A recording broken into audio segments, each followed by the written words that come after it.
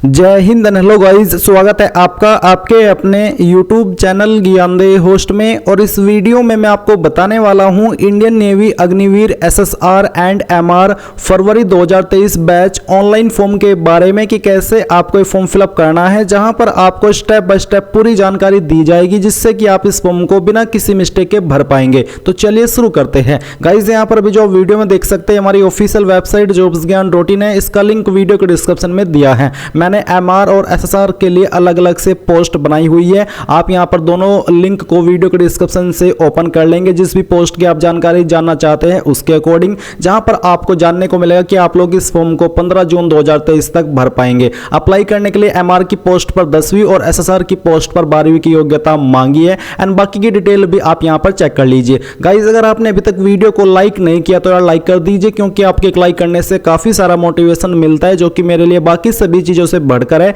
इसलिए आप एक लाइक कर दीजिएगा और साथ ही जब आप लाइक कर ही रहे हैं तो आप चैनल को सब्सक्राइब करके बेल आइकन भी ऑन कर लीजिएगा। अब चलिए फिर से पॉइंट पर आते हैं। तो गाइज, आप यहां पर जिस भी पोस्ट पर अप्लाई करना चाहते हैं उसकी जानकारी चेक करने के बाद में आप यहां पर आएंगे और आपको इंपोर्टेंट लिंक्स के सेक्शन में अप्लाई ऑनलाइन लिंक इसके ऊपर क्लिक करना है। अप्लाई ऑनलाइन पर क्लिक करने के बाद में आपके सामने कुछ ऐसा इंटरफेस आ जाएगा। अब आप यहां पर क्या करेंगे, सबसे पहले आपको यहां पर रजिस्टर करना है। तो रजिस्टर करने के लिए आप रजिस्टर के ऊपर क्लिक करेंगे। इसके बाद में आपके सामने कुछ ऐसी जानकारी आएगी। सबसे पहले आप यहां पर आपकी ईमेल आईडी भरेंगे जो कि आप यहां पर रजिस्टर करना चाहते हैं। इसके बाद में आप यहां पर आपका मोबाइल नंबर एंटर करेंगे। फिर आपका यहां पर जो भी नाम 10th की मार्कशीट के अनुसार है वो नाम आपको यहां पर एंटर करना है। एंड देन यहां पर पेरेंट नेम के अंदर आपको या तो आपके फादर का या फिर आपकी जो माताजी है उनका नाम एंटर करना है। फिर नेशनलिटी में आप इंडियन सेलेक्ट कर लेंगे। ये सेलेक्ट करने के बाद यहां पर जो सिक्योरिटी कोड या कैप्चा कोड है वो आप यहां पर फिल करेंगे। इन जानकारी को वेरीफाई करेंगे क्योंकि बाद में एडिट का मौका नहीं मिलेगा। और फिर आप यहां पर रजिस्टर पर क्लिक करेंगे। अब गाइस, यहां पर जो आपने ईमेल आईडी रजिस्टर की है इस ईमेल के ऊपर एक ईमेल गई होगी जिसमें कि आपको एक लिंक दिया है। आपको क्लिक हियर के ऊपर क्लिक करके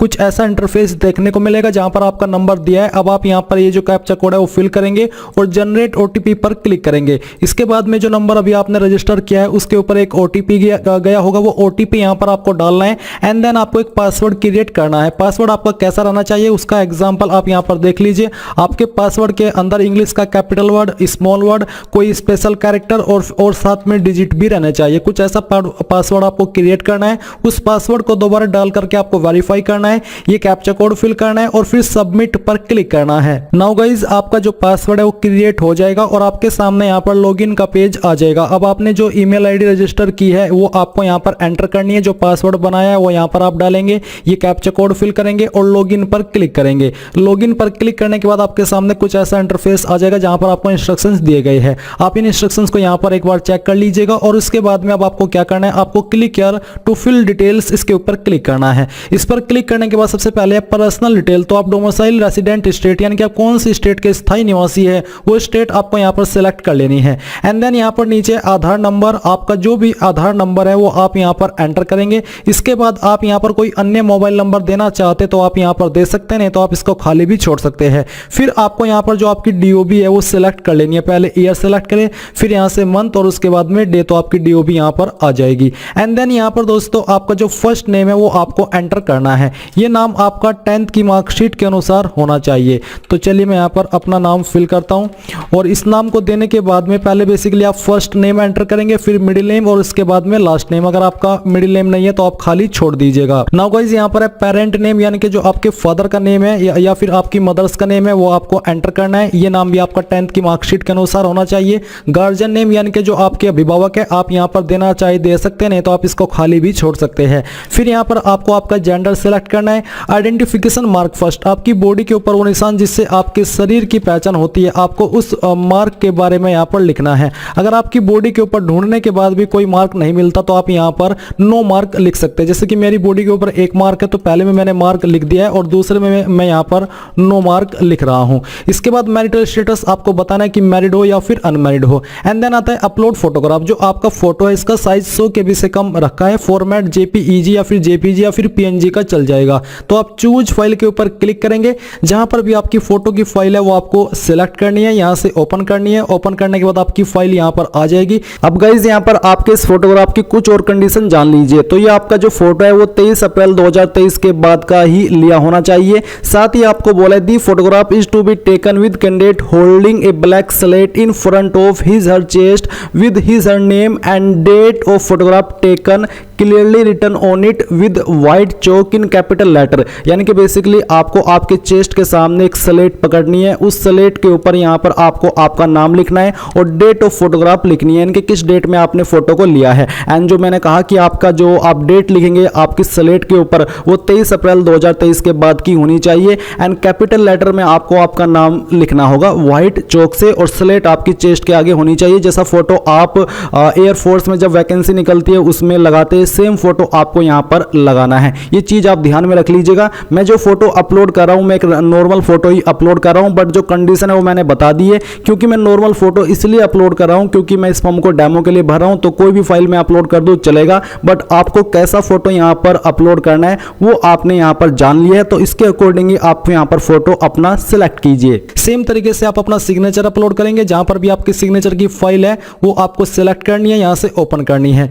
फिर आप यहां पर डोमिसाइल रेसिडेंट यानी कि जो आपका निवास प्रमाण पत्र है उसको अपलोड करेंगे। इसका साइज 300 KB से कम रखा है। तो जहां पर भी आपका सर्टिफिकेट है वो सिलेक्ट करके यहां से ओपन कीजिए और इन सभी जानकारी को चेक करते हुए सेव के ऊपर क्लिक कीजिए। अब गाइज मैं आपको यहां पर बताने वाला हूं Indian navy Agniveer SSR recruitment exam books के बारे में, और साथ ही यहां पर प्रैक्टिस सेट की बुक भी आपको बताई जाएगी जो कि आपके लिए बेस्ट बुक होने वाली है। तो आप यहां पर आपकी अग्निवीर SSR एग्जाम की प्रिपरेशन करने के लिए SK बुक्स को परचेज कर सकते हैं। आप इसको इंग्लिश के अंदर भी परचेज कर सकते हैं और हिंदी के अंदर भी परचेज कर सकते हैं। इस बुक के अंदर आपको क्या क्या मिलेगा वो आप यहां पर देख सकते हैं। इसमें आपके परीक्षा के लिए संपूर्ण स्टडी मटेरियल आपको देखने को मिलेगा। न्यू सिलेबस और पैटर्न के अनुसार यहां पर सभी क्वेश्चन आंसर आपको दिए गए होंगे। प्रत्येक चैप्टर में थ्योरी और प्रैक्टिस के लिए अलग से पर्सन यहां पर आपको इस बुक के अंदर देखने को मिलेंगे। सभी सब्जेक्ट को आसान भाषा में समझाया गया है इस बुक के अंदर। तो ये आपकी रिक्रूटमेंट एग्जाम की बुक, और अभी यहां पर मैं आपको बता रहा हूं इंडियन नेवी अग्निवीर SSR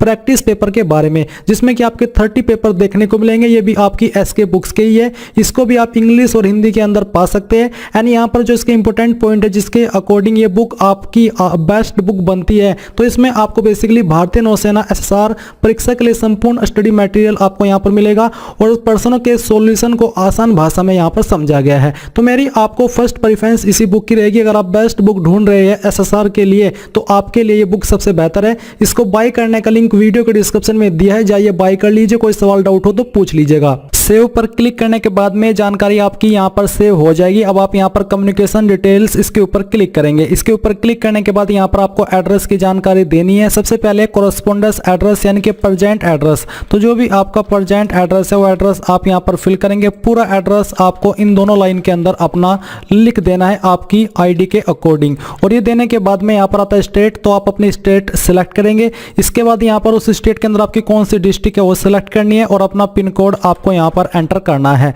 फिर नीचे क्या आपका कोरेस्पोंडेंस यानी कि प्रेजेंट और परमानेंट एड्रेस सेम है? अगर हाँ तो आप यहां पर टिक कर देंगे, अगर अलग है तो अनटिक करके अलग से भर दीजिएगा। फिर आप फिर से सेव के ऊपर क्लिक करके इस जानकारी को यहां पर सेव करेंगे। एंड देन अब आप यहां पर एजुकेशनल क्वालिफिकेशन इसके ऊपर क्लिक करेंगे। यहां पर दोस्तों आपको पूरी जानकारी अग्निवीर SSR MR इसके बारे में दी गई है। अगर आपके नंबर CGPA के अंदर है तो आप यहां पर उनको इसके अकॉर्डिंग फिल करेंगे जो कि यहां पर आपको इंस्ट्रक्शन दिया है, यानी कि इंस्ट्रक्शन दिए हैं। फिर आती है एजुकेशनल क्वालिफिकेशन डिटेल। तो हाईएस्ट क्वालिफिकेशन आपकी क्या है वो आपको यहां पर सेलेक्ट करनी है। जो भी है वो आप यहां पर सेलेक्ट करेंगे। हाईएस्ट स्ट्रीम आपका अगर यहां पर आता है वो आप सेलेक्ट कर लेंगे, जैसे कि हमने पहले ही सेलेक्ट कर लिया साइंस, तो यहां पर ये नहीं आएगा। अगर आपकी कोई अन्य क्वालिफिकेशन है 12th के अलावा तो आप यहां पर हाईएस्ट स्ट्रीम देखने को आप यहां पर देख सकते हैं। ये सेटिंग साइट की है तो इसमें आप कुछ नहीं कर पाएंगे। फिर यहां पर आता है एंटर मार्क डिटेल्स फॉर, तो आप सिलेक्ट के ऊपर क्लिक करके यहां पर अगर आपने सिंपली 10th की है आप 10th सिलेक्ट करेंगे। एंड अगर आपने 10th एंड 12th की है फिजिक्स केमिस्ट्री एंड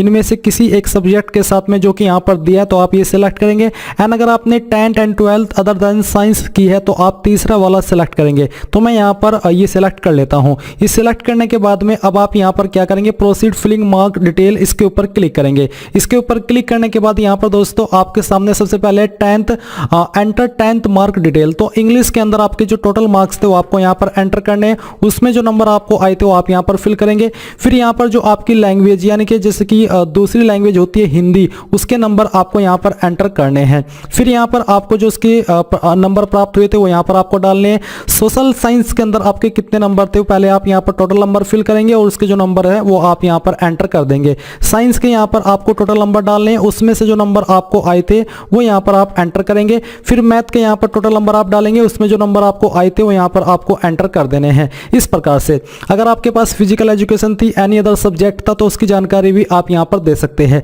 इसके बाद आप इस तरह देखेंगे 12th की जानकारी। तो यहाँ पर सबसे पहले इंग्लिश, तो इंग्लिश के जो आपके टोटल मार्क्स है वो आप यहाँ पर इस तरह से भरेंगे। और इसके बाद जो आपके पास अगर हिंदी थी तो आप लैंग्वेज के अंदर यहाँ पर हिंदी के नंबर फिल करेंगे।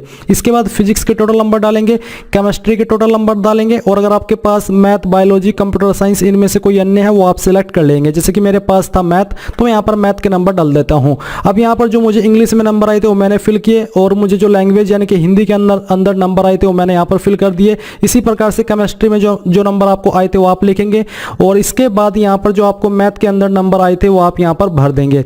इसके बाद आप यहाँ पर नीचे आएंगे, नीचे आकर के आप यहाँ पर देखेंगे serial number of the 10th marksheet, यानी कि जो आपकी 10th की मार्कशीट है उसका सीरियल नंबर आपको यहाँ पर एंटर करना है।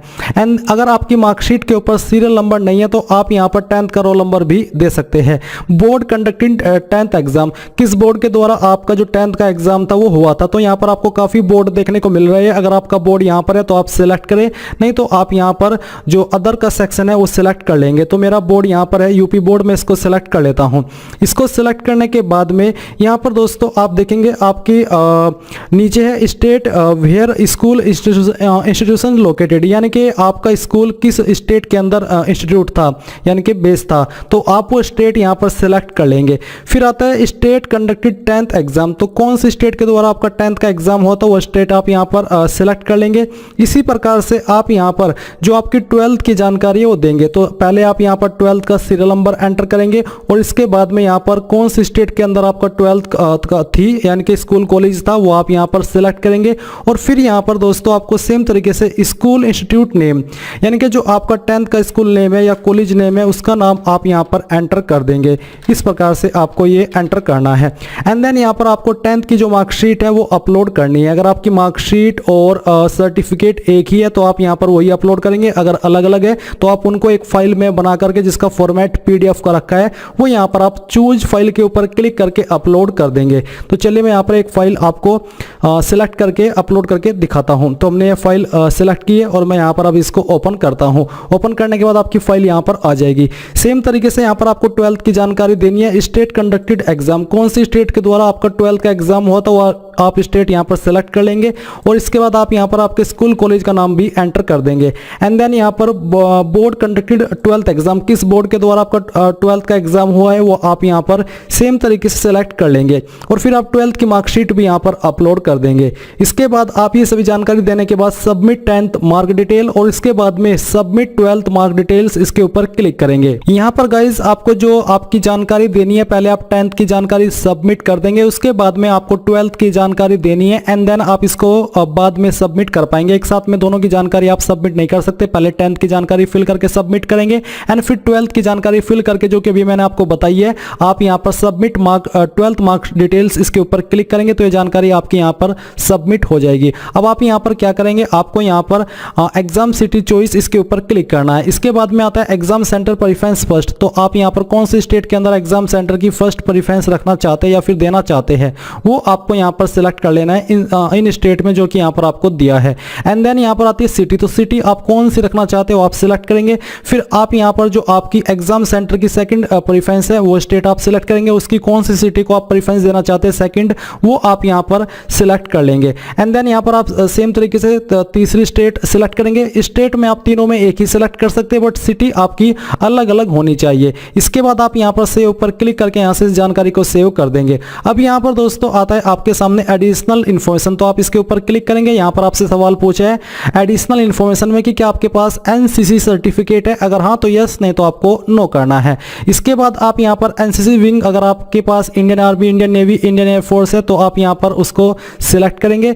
एंड यहाँ पर फिर जो आपका ग्रेड है वो भी आपको सिलेक्ट करना है। अगर आपके पास एनसीसी सर्टिफिकेट नहीं है तो आप यहाँ पर नो कर दीजिए। डू यू नो स्विमिंग, अगर आपको स्विमिंग आती है तो आप यहाँ पर यस करेंगे, नहीं तो आपको नो करना है। फिर क्या आप एक स्पॉन्सर्ड कैंडिडेट है, अगर हाँ तो आप यस करें, नहीं तो आपको नो करना है। अगर आप सिंपली फ्रेशर है तो आप यहाँ पर नो कर दीजिए। अगर आप यहाँ पर यस करते तो फिर आपको स्पॉन्सर्ड टाइप सेलेक्ट करना है कि आप इनमें से कौन सी डिटेल कैटेगरी से बिलोंग करते हैं, नहीं तो आप नो करेंगे और सेव के ऊपर क्लिक करके इस जानकारी को सेव कर देंगे। फिर आती है आपके सामने यहाँ पर एमआर प्रीफरेंस और पेमेंट की जानकारी, तो यहाँ पर आप इसको सेव करें और सेव के ऊपर क्लिक करने के बाद आप यहाँ पर ओके कर दे। तो बेसिकली आप यहाँ पर पेमेंट के पेज पर आ चुके हैं। पेमेंट पर आने पर आप देखेंगे you are eligible to appear for the following post, यानी कि मैं इन दोनों पोस्ट पर एलिजिबल हूँ अप्लाई करने के लिए। तो यहाँ पर दोस्तों आपको एग्जामिनेशन फी और जो टोटल अमाउंट है उसका जीएसटी का वो देखने को मिल पा रहा है। तो आप यहाँ पर जिस माध्यम से फीस को जमा करना चाहते हैं वो आप सिलेक्ट करेंगे और इसको सिलेक्ट करने के बाद में आप यहाँ पर पे नाउ पर क्लिक करके यहाँ से ओके करेंगे।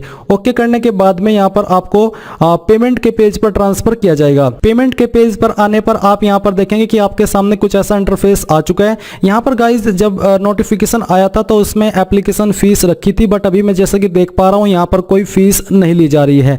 तो यहाँ पर जो भी कोई फीस यानी कि जो चार्जेस है वैसा वही आपसे लिया जा रहा है, कोई एग्जाम फी आपसे यहाँ पर नहीं ली जा रही है। तो किस माध्यम से आप फीस को जमा करना चाहते हो आप सिलेक्ट करें और कंटिन्यू पेमेंट इसके ऊपर क्लिक करके यहाँ पर आप अपनी जो इन्फॉर्मेशन है पेमेंट की वो फिल करेंगे और पे नाउ के ऊपर क्लिक करके यहाँ पर अपनी एप्लीकेशन फीस जमा कर देंगे। जैसे ही आप अपनी एप्लीकेशन फीस जमा कर देंगे आपको इसी वेबसाइट पर रिडायरेक्ट किया जाएगा जहाँ से आपने फॉर्म फिल करना स्टार्ट किया था और आप अपने फॉर्म का फाइनल प्रिंट आउट ले पाएंगे।